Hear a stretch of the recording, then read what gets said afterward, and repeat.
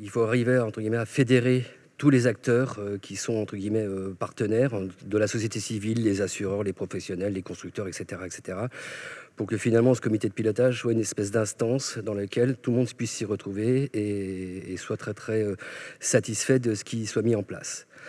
Au-delà de la notion de fédération, la quatrième mission, ce serait la notion de promotion, donc promouvoir le référentiel, le rendre bien évidemment accessible, donc faire de la pédagogie, et puis l'accompagner par un certain nombre d'actions comme des visites de chantier pour le rendre beaucoup plus accessible à tout à chacun, et du coup par voie de conséquence qu'il soit considéré comme étant un comité tout à fait pertinent. Et puis, le comité de pilotage ayant une vision qui est quand même très très stratégique, il devrait, entre guillemets, mettre en avant, ou entre guillemets, les actions qui seraient sur les différents comités techniques qui relèveraient de ce comité de pilotage. Ces comités techniques pouvant être aussi des comités de communication, etc., etc. Donc, qui dit comité de pilotage au niveau des actions, dit qui c'est qui va se retrouver à l'intérieur. Étant donné qu'il a pour vocation à fédérer l'ensemble des acteurs, il paraissait tout à fait pertinent qu'on retrouve un petit peu tout le monde. Donc les membres, on a des membres institutionnels, donc le gouvernement, les provinces, les associations de maires, des représentants de la société civile, ça semble tout à fait important, donc associations de locataires, associations de femmes, représentants des personnes qui vivent en brousse ou sur province des îles, les conseils de quartier. Au-delà de tout ça, les acteurs de la construction, parce que finalement, c'est eux qui vont être un petit peu en avant en ce qui concerne, on va dire, qualité des ouvrages. Donc, on va retrouver les prescripteurs, les architectes, les artisans, les maîtres d'ouvrage, les bailleurs sociaux, les entreprises au travers de la Fédération canadienne du bâtiment et travaux publics. Et puis, bien évidemment aussi, ceux qui vont fournir les différents matériaux qui seront, entre guillemets, dans le référentiel de l'habitat océanien, donc tous les producteurs de matériaux locaux. Voilà, donc c'est les quatre grands axes au niveau des membres que nous avons identifiés pour constituer ce comité de pilotage. Et là, je crois que j'en ai fini. Donc 5 idées ont émergé de cette réflexion. La première, c'est l'adaptation du cadre réglementaire. Parmi les exemples qui ont été donnés, c'est l'assurabilité étendue à l'ensemble du foncier constructible, la pédagogie, la communication, qui devrait être pour la première portée par les organismes de formation locaux et pour la seconde par le gouvernement. Des incitations sous différentes formes, ce peut être effectivement de la subvention pour des projets dont les critères répondraient au référentiel de l'habitat océanien.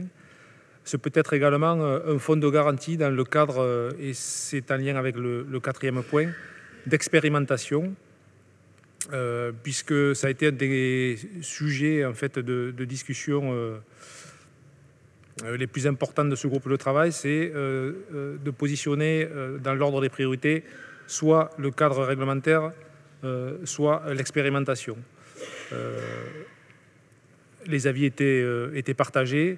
Il est vrai que,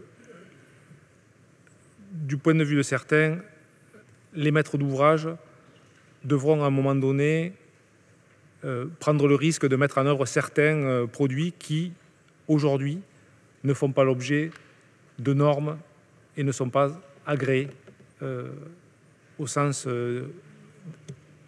constructibilité. Le dernier point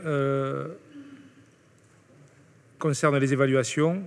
Il ne nous est pas paru nécessaire de créer de nouvelles structures pour l'évaluation du respect de ce référentiel habitat océanien.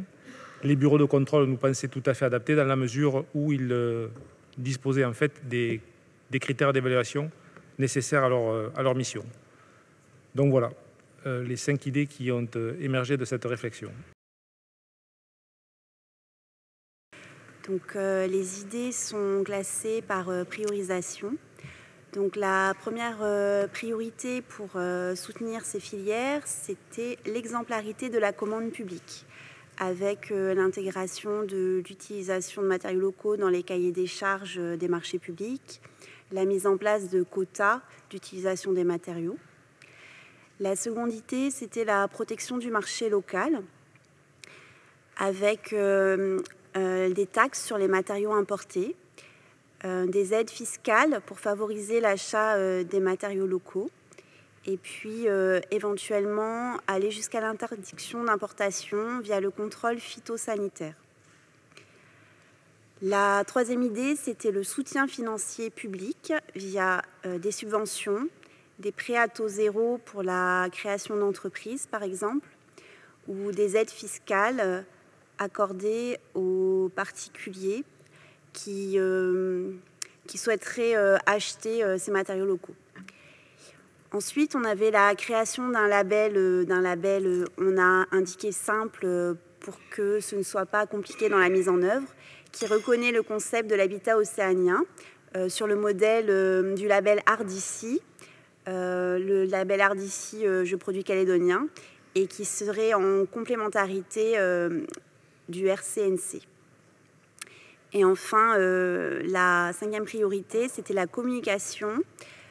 Communiquer et promouvoir les matériaux locaux vers une cible grand public pour améliorer l'image de ces matériaux vers la population et les futurs utilisateurs particuliers.